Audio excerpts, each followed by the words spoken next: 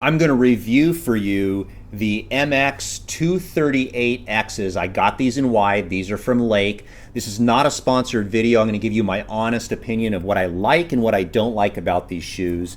And I was not paid by the company. I paid for these shoes with my own money. I've had them for a little bit over a year, and I put a lot of miles on them, a lot of gravel riding, a lot of cyclocross, a lot of time in the heat. I'm going to give you my honest opinion. I've been cycling for all my life, basically, and I have tried different pairs of shoes, and I have to say that the reason I got these Lake shoes is not because they're the prettiest shoes on the market. It's because of the width of the forefoot. These are the widest shoes that I have found, and I really like them. They're probably the most comfortable shoes that I've gotten when it comes to my forefoot, and I just think they're great. So that's the primary reason why I bought the Lake shoes, was for comfort. It wasn't aesthetics, it wasn't the price. It didn't matter what the price was, because if I can find a shoe that's super comfortable, then I'm going to pay whatever it takes.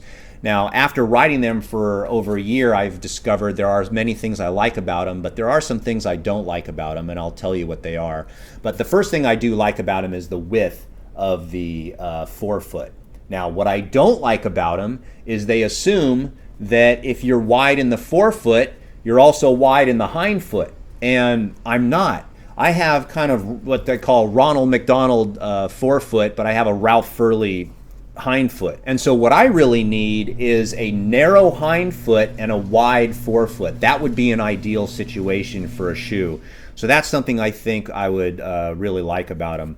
The second thing that I like about them, or don't like about them, is for sight. Now, these are just the normal areas that protect the front of the shoe when you're walking, and I actually had to purchase the extra things. I purchased like a 10 millimeter cleat on these, and they were from the Lake company, and what I discovered was the screw that goes into there doesn't go deep enough and secure enough. And what I found was, no matter how hard I tightened it up to the specs, the torque, that they would eventually become loose. And I eventually lost one of the cleats, which is not good. So normally I've had Shimano shoes, and when you buy their product, it goes right in there, very secure.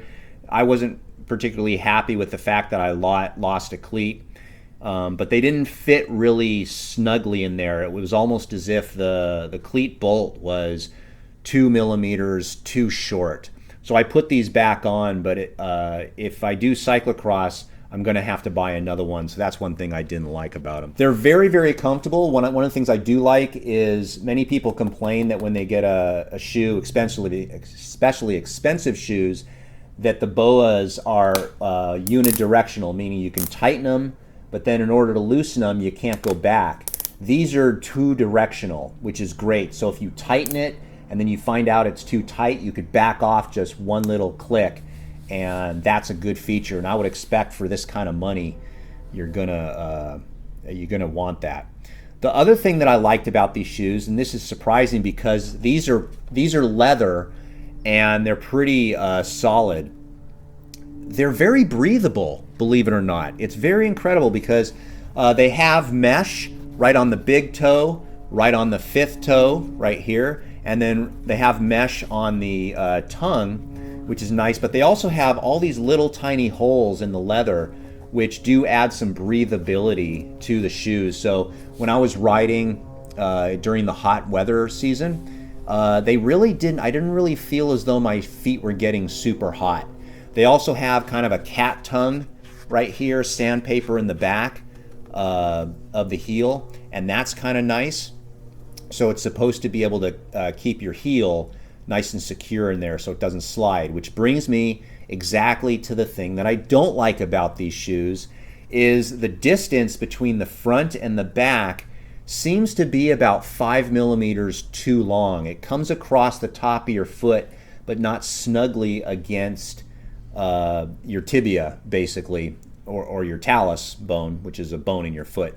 The reason why I think this is because when they assume that someone has this size, I guess, and you getting a wide, that you're probably a big boy, and it assumes that you have cankles. Well, like I said, I have big wide forefoot but narrow hindfoot, which means I'm kind of a lean guy.